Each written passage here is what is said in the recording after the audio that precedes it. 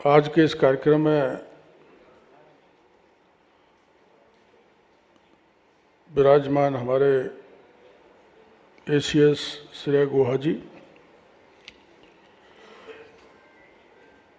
पवन अरोड़ा जी जिन्होंने इसको अमली जामा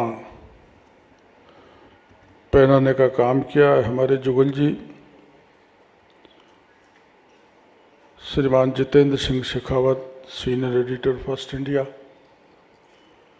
फर्स्ट इंडिया के जो भी यहाँ उपस्थित हैं एडिटर वगैरह, और राज्य भर से आए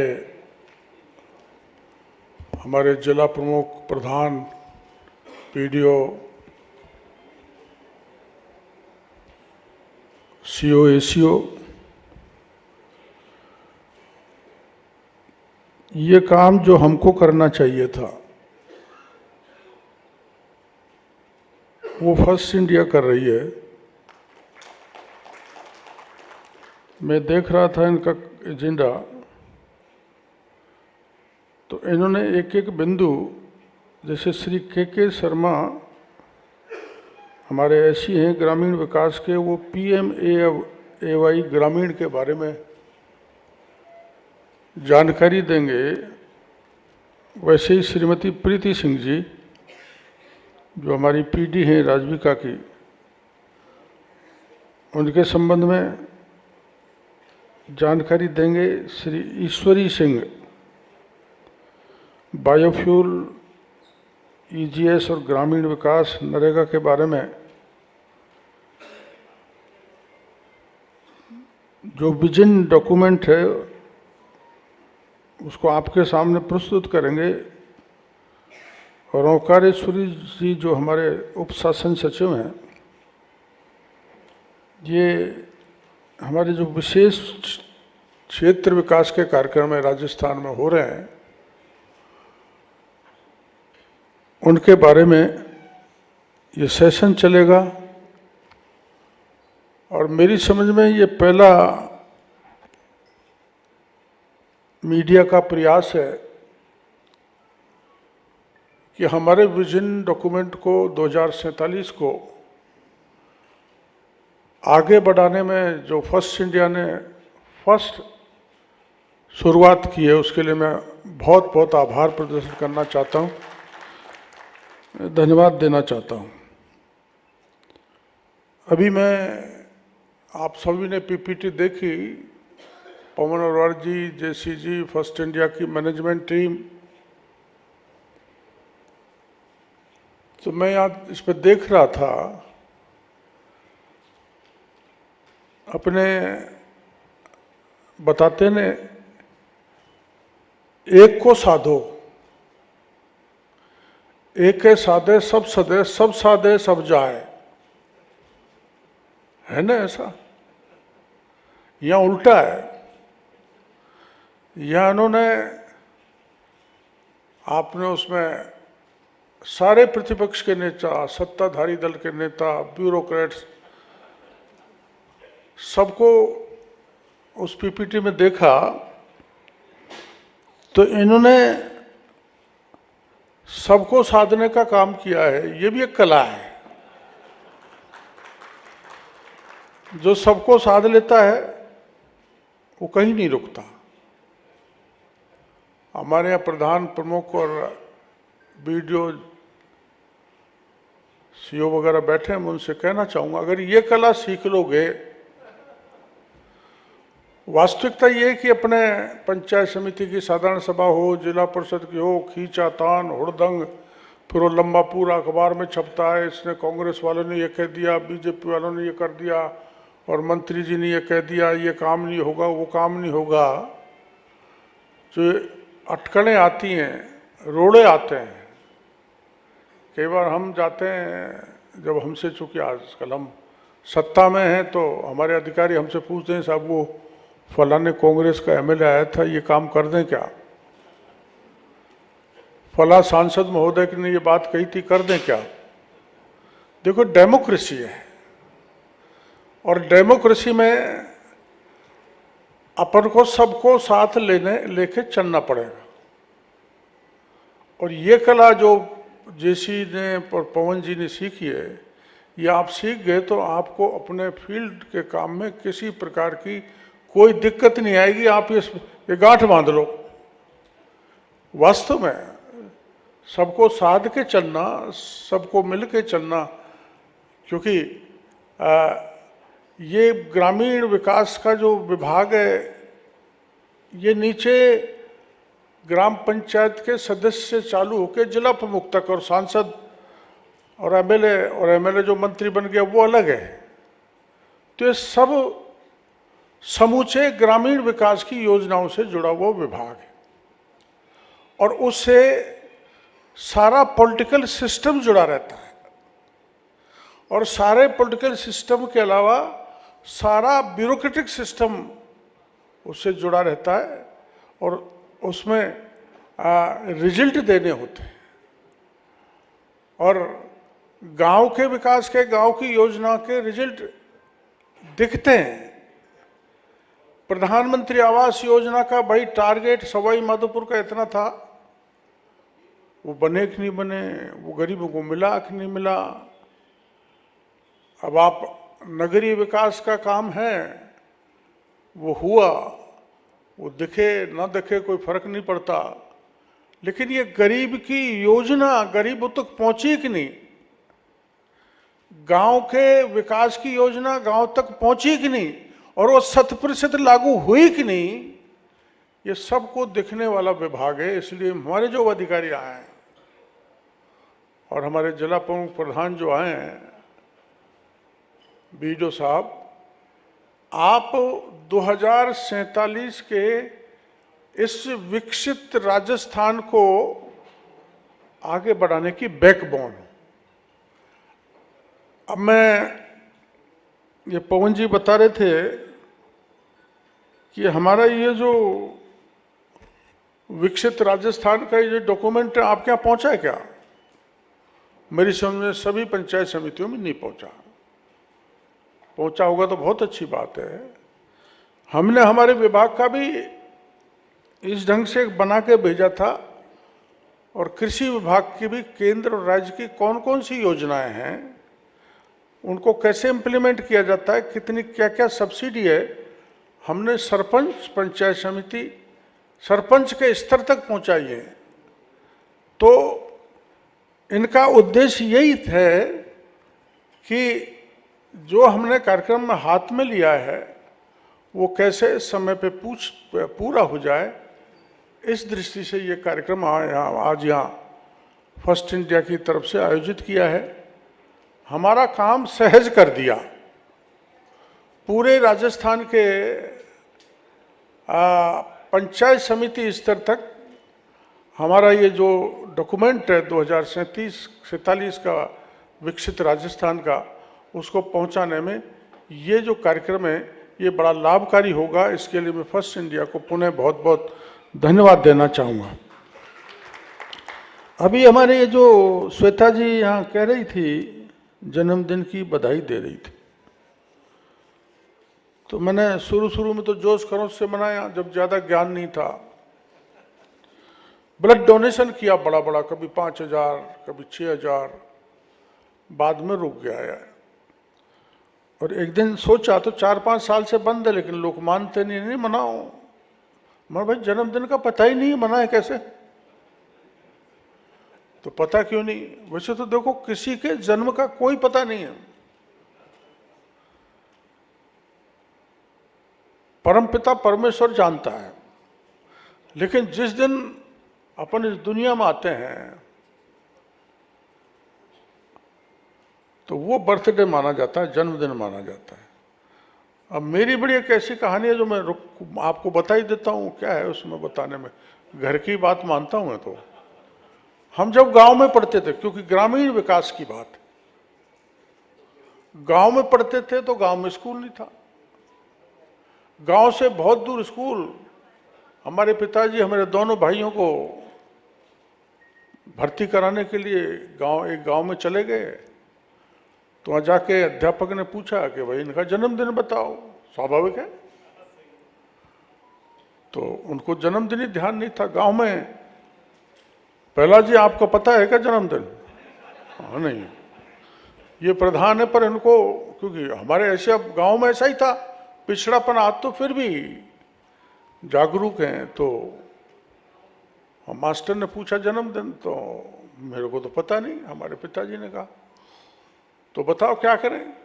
तो आप ऐसा करो, जब ये 10वीं पास हो जाए दोनों भाई, ऐसी उम्र लग जाओ, 10वीं पास करके इनकी नौकरी लग जाए मास्टर पटवारी की।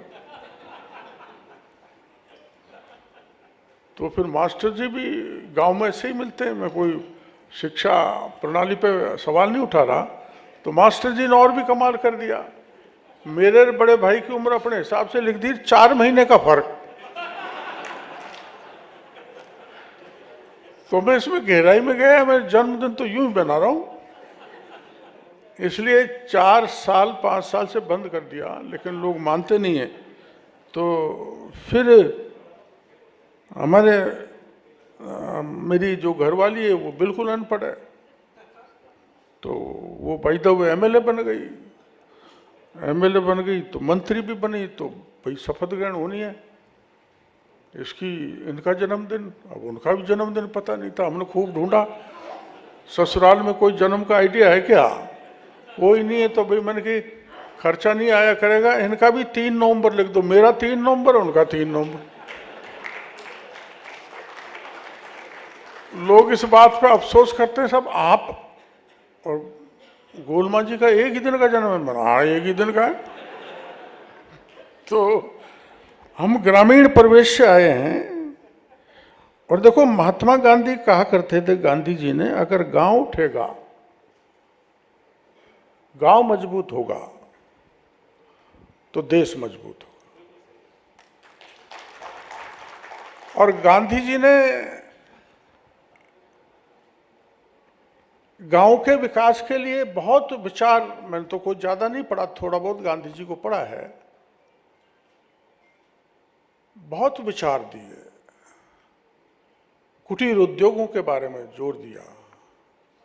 गांव में जो स्किल्स हैं आदमी के पास, उसको कैसे विकसित किया जा सकता है। गांव में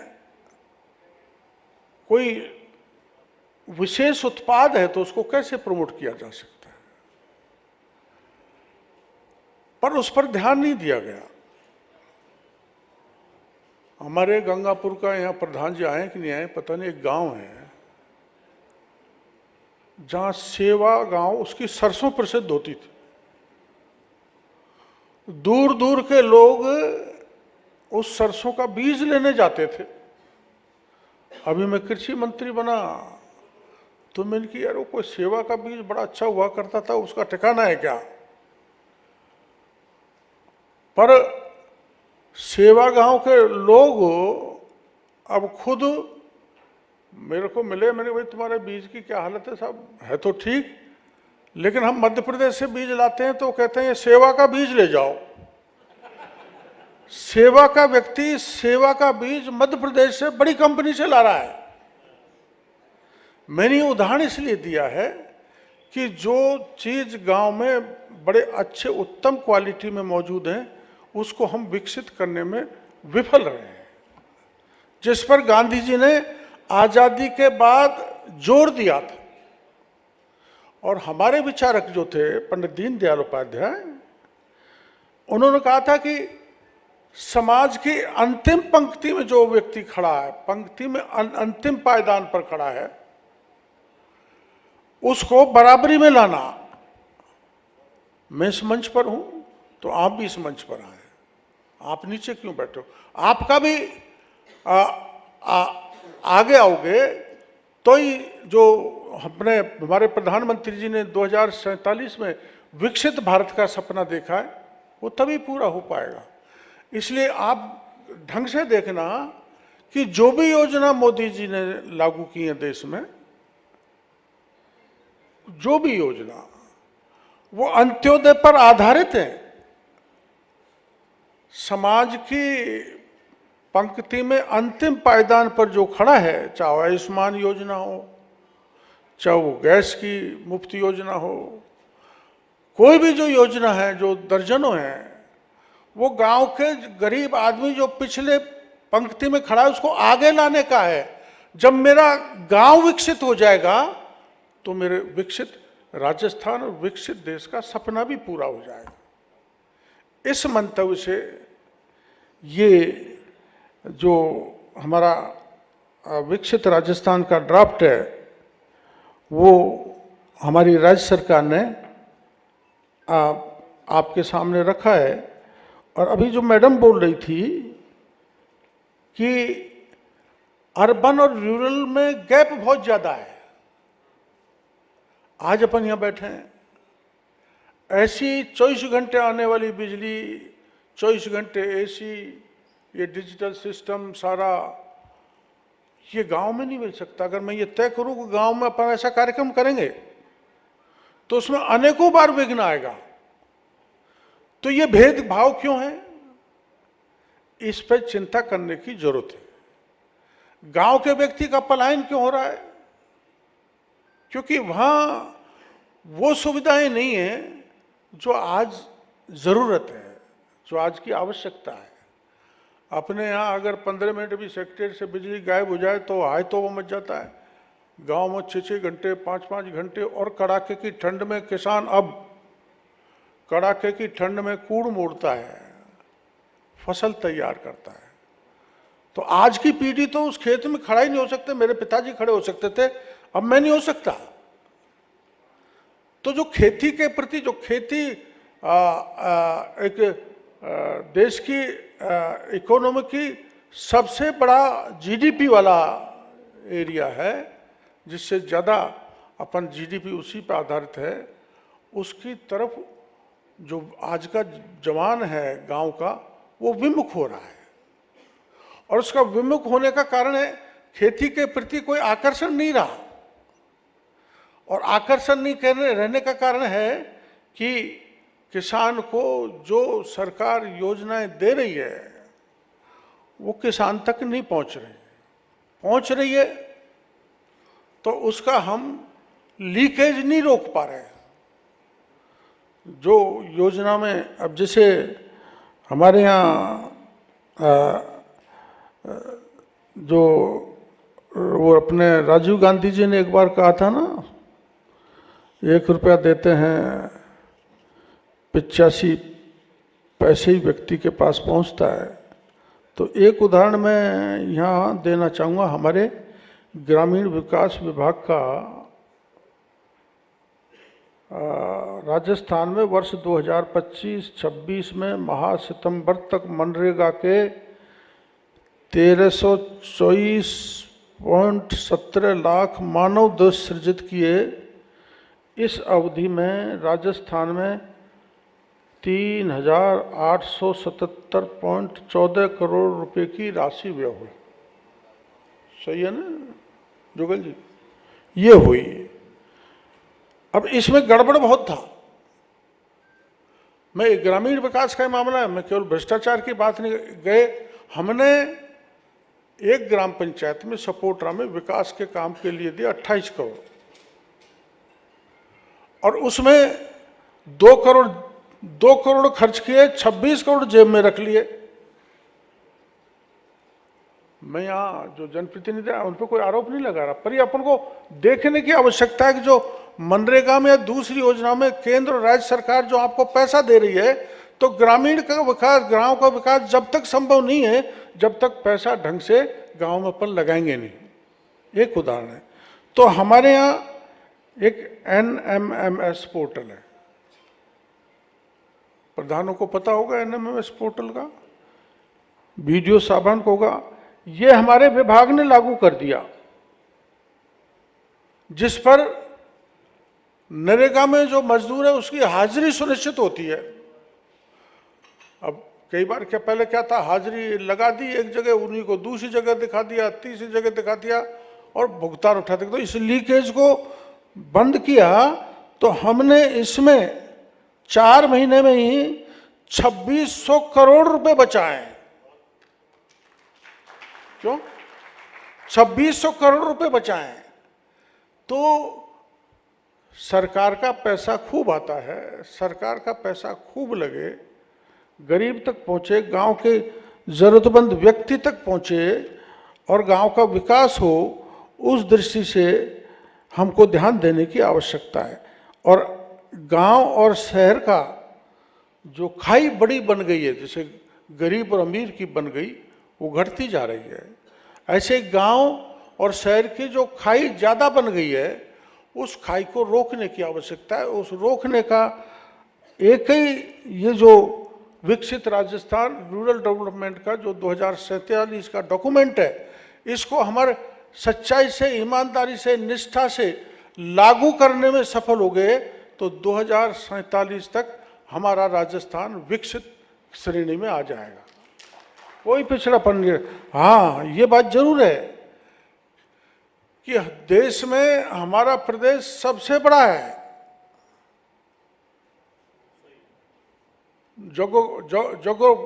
टोपोग्राफिकली, और मात्र 1% बरसात होती है।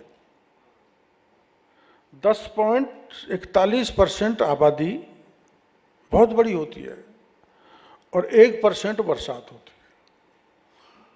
लेकिन देखो, आप पूरे राजस्थान से यहाँ पर आए हैं, मैंने कभी सपने में भी नहीं सोचा था, मैं अब 72 साल का हो, 74 साल में प्रवेश कर गया, मैंने सपने में भी नहीं सोचा था कि चंबल का पानी जहां डॉक्टर क्रोडीलाल आज भाषण दे रहा है, वहां के बांध में डल जाएगा चंबल का पानी। और तेरे गांव में, राजस्थान के तेरे गांव में, तेरे जिलों में पहुंचेगा। तेरे जिलों में 3,38,000 हेक्टेयर जमीन को सिंचित करेगा और 80,000 हेक्टेयर जमीन को स्टेबलाइज करेगा और 15% पानी उसका इंडस्ट्रियलाइजेशन के लिए दिया जाएगा। तो इससे क्या होगा? स्वाभाविक रूप से जब गांव में पानी पहुंचेगा, जहाँ गांव की कमी है, वहाँ किसान को पानी मिलेगा, उसकी खेती सरसब्ज होगी, तो उसका बच्चा जो उठकर यहाँ पर आ रहा है वो हाईटेक एग्रीकल्चर करेगा, तो अपन स्वाभाविक है उससे आगे बढ़ेंगे। और मैंने कभी भी नहीं सोचा था कि दिल्ली से मुंबई तक एक ऐसा रोड बन जाएगा जो 2 घंटे यहाँ से जाओ और 3 घंटे में दिल्ली पहुँच जाओ। यहाँ से मैं तो 2.5 घंटे में पहुँच जाता हूँ यहाँ से। तो जो इंफ्रास्ट्रक्चर का डेवलप हुआ है, ये अब शहर के बजाय ग्रामीण विकासों की दृष्टि से, ग्रामीण विकास की दृष्टि से बड़ा महत्वपूर्ण है। अब जैसे यमुना का समझौता हुआ, वर्षों से अटका पड़ा था, यमुना जल का समझौता हो गया, तो हमारा पूरा जो शेखावाटी की जो जमीन फर्टाइल है, उसके चप्पे चप्पे को पानी पहुंचेगा तो गांव का विकास होगा, गांव में रोजगार होंगे, गांव में इंफ्रास्ट्रक्चर बढ़ेगा और गांव की आबादी वहाँ की वहीं रहेगी, कोई पलायन नहीं होगा। वहाँ भी एक एक्सप्रेस हाईवे जो वो है अपना जा रहा है वहाँ जामनगर। तो ये जो विकास सरकार जो करा रही है, ये विजनरी प्रधानमंत्री है, जिनका विजन है कि देश में विकास हो और विकास में किसी प्रकार का भेदभाव नहीं हो, गांव और शहर में नहीं हो, बड़े गांव और छोटे गांव में नहीं हो, सारा विकास समुचित रूप से पूरे क्षेत्र में होना चाहिए। उस दृष्टि से विकास अपने उसमें प्रदेश में भी हो रहा है, देश में भी हो रहा है और हमारी ग्रोथ रेट भी बढ़ रही है। तो मैं ये जो कार्यक्रम आज हमारे अपने फर्स्ट इंडिया ने लिया, मैं चाहूँगा कि दूसरे चैनल भी विभाग वाइज इस ढंग के कार्यक्रम लेंगे तो सरकार ने जो ये संकल्प लिया है विकसित राजस्थान का, उसमें तेजी आएगी। और कई बार 2047 तय किया है, हो सकता है उसमें आगे भी समय लगे, लेकिन अगर सभी मीडिया ने इसको अगर उठा लिया तो ये 2047 से पहले ही विकसित राजस्थान का सपना पूरा हो सकता है। जो शुरुआत फर्स्ट इंडिया ने की है, मैं चाहूँगा बाकी के चैनल और प्रिंट मीडिया भी इस ढंग के कार्यक्रम लें, जिससे हमारा विभाग जागे। जगा हुआ है हमारा, वो अभी हमारा विभाग खूब सक्रिय, खूब काम कर रहा है। राजविका के इलाके में राजविका के क्षेत्र में हमारे महिलाओं ने अपना खुद का बैंक खोल रखा है। तेलंगाना के बाद राजस्थान दूसरा स्टेट है जहां महिला निधि का बैंक है और वो खुद ही उसको चलाती हैं और चलाने के अलावा संतुष्टपूर्ण लोन दिया जाता है सबको जो भी चाहता है और एक भी पैसा नहीं डूबता। ये एक जोरदार उदाहरण है कि उस बैंक का एक पैसा आज तक नहीं डूबा। तो महिलाएं अपने क्षेत्र में अपने पैरों पर खड़ी हो रही हैं, आत्मनिर्भर हो रही हैं। राजविका के जरिए महिला सशक्तिकरण हो रहा है, लखपति दीदियों की संख्या बढ़ रही है और वो सौर ऊर्जा के क्षेत्र में भी महिलाओं को सशक्तिकरण किया जा रहा है। हमारे ऐसे बहुत से इलाके हैं जहां पर बिजली की लाइन पहुंचाना बड़ा महंगा काम है, लेकिन पीएम कुसुम कंपोनेंट भी एक ऐसा कंपोनेंट जो बिजली की लाइन नहीं है, पोल नहीं जा सकते, लाइन नहीं जा सकते, वहां पर हमने सब्सिडी पर लोगों को कनेक्शन दिया है। 3 हॉर्स पावर की मशीन, 5 हॉर्स पावर की, 7.5 हॉर्स पावर की, 10 हॉर्स पावर। आदिवासी इलाके में तो बिजली ले जाना टेढ़ा काम है, उनके लिए ये जो सोलर एनर्जी का पैनल है वो बड़ा काम आ रहा है उनकी खेती में, उनको आत्मनिर्भर कर रहा है और उनका विश्वास बढ़ रहा है, आत्मविश्वास बढ़ रहा है, जिसके कारण छोटे छोटे जिनके पास जमीन है और कृषि के क्षेत्र में तो बहुत इनोवेशंस हो रहे हैं नए नए। और राजस्थान में हम जो प्रधानमंत्री जी का महत्वपूर्ण पीडीएमसी और स्प्रिंकलर का प्रमोट करने का सपना है, राजस्थान उसमें सबसे ज़्यादा आगे है और हमारा मरुस्थल क्षेत्र इस मामले में मिनी इजराइल बन गया। हमारे यहाँ उसमें जयपुर में एक जगह है बसेड़ी, वो एक हब बन गया, पॉली हाउसेज, और वो अपना उसको प्रोडक्ट को बड़ी बड़ी होटलों में या एक्सपोर्ट करते हैं। अब हमारे समस्या आई, अलवर में खूब प्याज होता है, लेकिन मैं एक दिन अखबार में पढ़ रहा था कि किसान मजबूर होकर उनको सस्ते दामों में बेच रहे हैं। तो जो मार्केट की व्यवस्था, गांव में जो असंतुलन है विकास का, उसको अगर दूर करने में हम सफल हो गए विजन डॉक्यूमेंट के आधार पर, तो गांव में किसी प्रकार का कोई असंतोष आपको मिलेगा नहीं। और आर्थिक दृष्टि से जब गांव का व्यक्ति मजबूत होगा, गांव मजबूत होगा, तो इसमें कोई दो राय नहीं कि हमारा राजस्थान आर्थिक दृष्टि से मजबूत होगा। और हमारे प्रधानमंत्री जी तो बड़े प्रबल इच्छा शक्ति वाले नेता हैं। देखो, विश्व पटल पर देश को आगे ले जाने पर धाक जमाने का काम किया है, इसको कोई मना नहीं कर सकता, देश के प्रधानमंत्री ने किया। और हर क्षेत्र को, चाहे कोई सा सामरिक क्षेत्र में वो उपकरण जो कभी हम सोच नहीं सकते थे, वो आज हम हमारे देश में बना रहे हैं।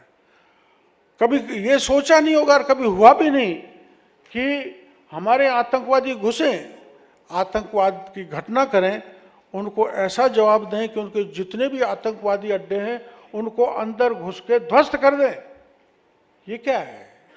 ये प्रबल इच्छा शक्ति, राष्ट्रभक्ति और देश को आगे ले जाने का जो जज्बा है देश के प्रधानमंत्री का, वो जज्बा हमारे हर अधिकारी, हर किसान और जवान में होना चाहिए, जिससे हम बहुत तेजी से हमारे राजस्थान को, क्योंकि कभी राजस्थान को बड़ा पिछला प्रदेश कहते थे, जहां राजस्थान अब सोलर में, मेरी समझ में एशिया का सबसे बड़ा सोलर पार्क यहाँ पर बन रहे हैं।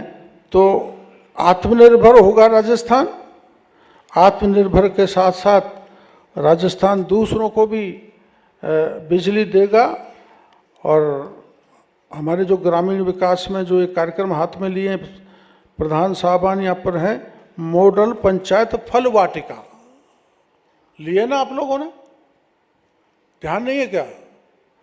मॉडल पंचायत फल वाटिका, 11,224 ग्राम पंचायतों में से 1,000 पौधों की एक आपने नर्सरी तैयार करवाई होगी, देखिए आपने।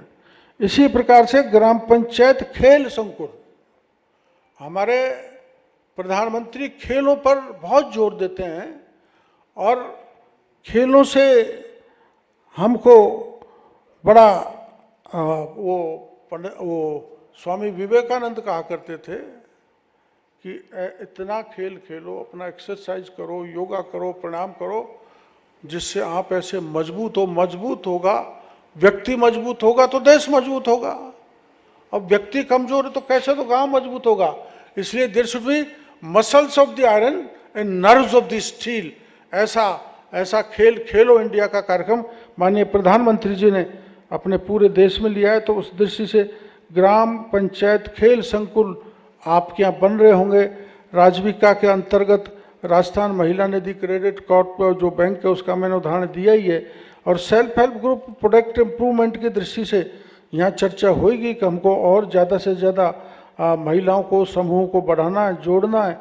लखपति दी एक जो महत्वपूर्ण बात हमारे एसीएस ने कही थी कि ई वर्क 2.0 पोर्टल और मोबाइल ऐप से हम सारी योजनाओं को, जिसमें एमएलए एमपी लेड और हमारा जो डांग है मगरा मेवात, सारी योजनाओं को हम ई वर्क पोर्टल से जोड़ रहे हैं, जिससे त्वरित गति से काम हो, हमारा राजस्थान आगे बढ़े। और सुनो भाई, ये जो महत्वपूर्ण चीज़ ये है कि अगर आप भ्रष्टाचार में भी लगाम लगा पाए, क्योंकि जिला प्रमुख और प्रधान और सीओ बीडीओ एक ऐसी टीम है, क्योंकि सारी योजनाएं हम तो भेजने का काम करते, चीफ सेक्रेटरी हो एसीओ समय आपको योजना भेजनी पड़ती है। अंतिम दारमदार आप लोगों के पास कि कितनी सच्चाई से, कितनी निष्ठा से उन योजनाओं को आप लागू कर सकते हैं। ये देखो, ये शिकायत नहीं मिलनी चाहिए। हर छोटे काम में गांव का आदमी रोता हुआ मिलता है, साहब पैसे दूंगा जब काम होगा। गलत है। गांव के व्यक्ति को विश्वास जगाना इस टीम की जिम्मेदारी। मैं ये नहीं करता कि आप ऐसा काम करते हो, पर कहीं न कहीं किसी न किसी स्तर पर देखो, मेरे को लोग एक दिन अखबार वालों ने पूछा, आप छापा मारने क्यों जाते हो? नहीं जाना चाहिए, ऐसा तो कोई बात नहीं है। कोई हमारे बिजनेस रूल्स में भी ऐसा नहीं कि नहीं जाए।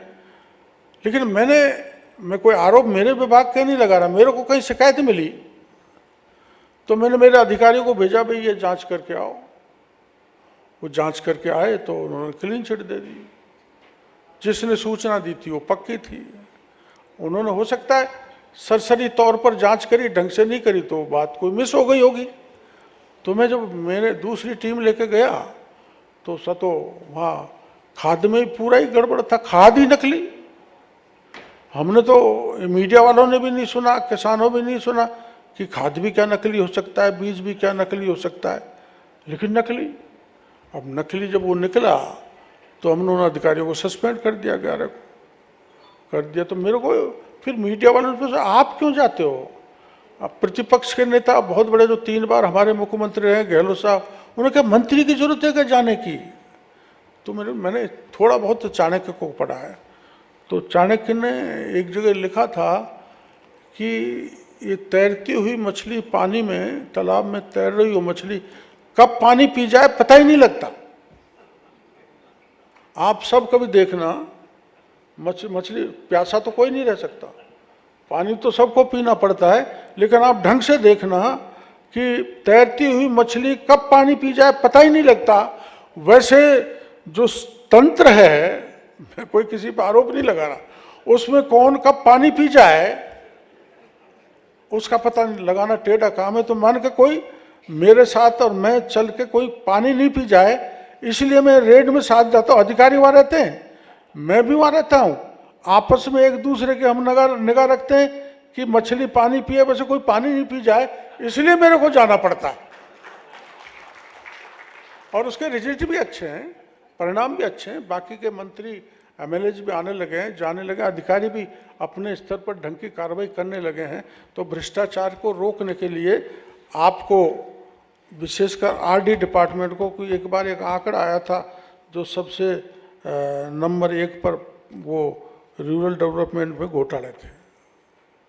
अब आप इससे अंदाज लगा सकते हो कि जिस ग्राम पंचायत को हमने 28 करोड़ दिए, उसने 2 करोड़ ही खर्च किए, 26 करोड़ जेब में रख लिए। आज के ज़माने में जहाँ सारा कुछ डिजिटल है, तो हमारे अधिकारी अचंभा करते हैं, खा कैसे गए? मैंने कि यही तो वो चाणक्य की मछली है जो खा गई, पता नहीं लगने देते। इसलिए सब बड़ी ऊर्जा के साथ, निष्ठा के साथ, क्योंकि अब ज़्यादातर अपन सब गांव के आदमी, चाहे अधिकारी कोई सीओ बन गया हो, बीडीओ बन गया हो, ये बड़ी खुशी की बात है कि ज़्यादातर अपन गांव के हैं। प्रधान सरपंच तो गांव के ही बनते हैं। तो अपने गांव को आगे ले जाना है, गांव को मजबूती देनी है, आर्थिक दृष्टि से मजबूत करना है, पर्यावरण का ध्यान रखना है, स्वास्थ्य सेवा अच्छी देनी है, शुद्ध लोगों को पानी पिले, जन जीवन मिशन जैसा अभियान, दुनिया का सबसे बड़ा अभियान कि हम हर घर नल पहुंचा रहे, ऐसे जो कार्यक्रम अपने हाथ में लिए जा रहे हैं और अपन राजस्थान को विकसित बनाना चाहते हैं। तो ये पूरी टोली जो आज यहाँ पर आई है, मैं उनसे प्रार्थना करूँगा कि बड़ी कर्मठता के साथ, निष्ठा के साथ समर्पित होकर गांव की सेवा करें, गांव को मजबूत बनाएं। यही गांधी जी का सपना था, यही मोदी जी का सपना है, ये पंडित दीनदयाल का सपना था, यही हमारे मुख्यमंत्री का सपना है। उस सपने को पूरा करें। बहुत बहुत धन्यवाद।